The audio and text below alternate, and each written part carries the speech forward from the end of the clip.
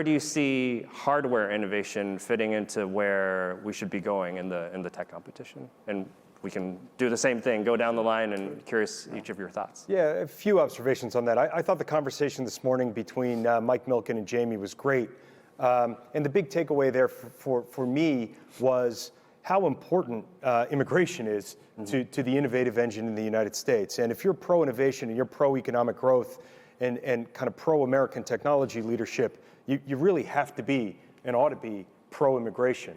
So that is point one. I think the wellspring of American hardware competitiveness, just like every other area of our strategic competition, relies upon an immigration policy and a cultural place in the world that continues to make the United States the destination of choice for people who want to build globe-spanning businesses.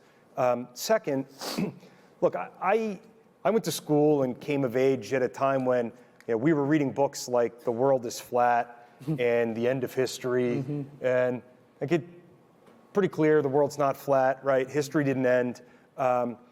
So during most of my adult life, global supply chains were optimized according to basically one variable, right? And that was cost.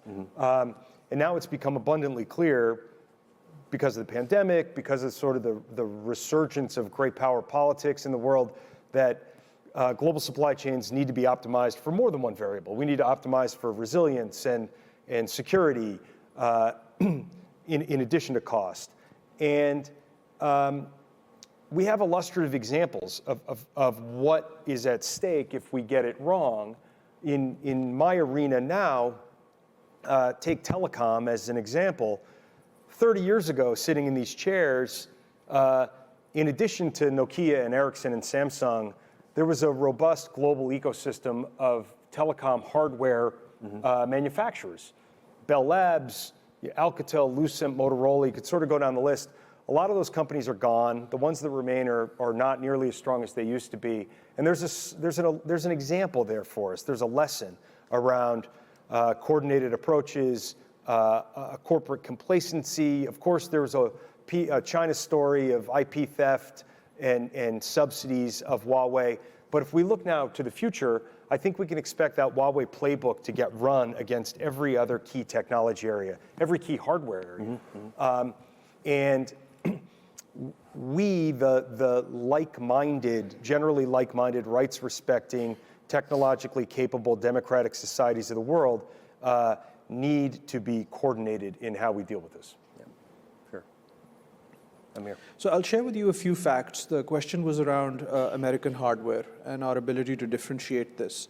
You started off with immigration. About 75 to 80% of the computer science students and the electrical engineering students that are enrolled in master's programs in the United States are foreign-born.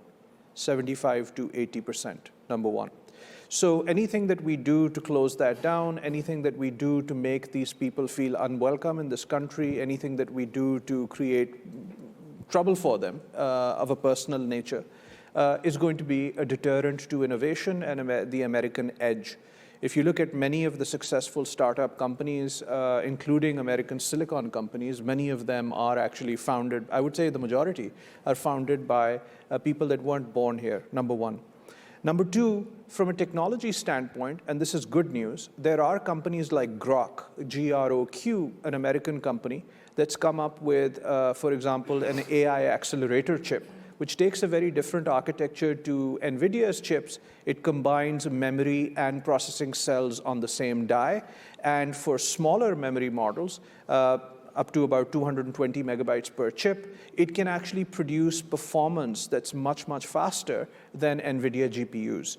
Now, the advantage of this is that you can produce it at about 12, 14 nanometer technology, which is available in the United States. So in other words, there are ways in which to get to higher performance with a better idea in a particular domain, even with the manufacturing infrastructure that we have now.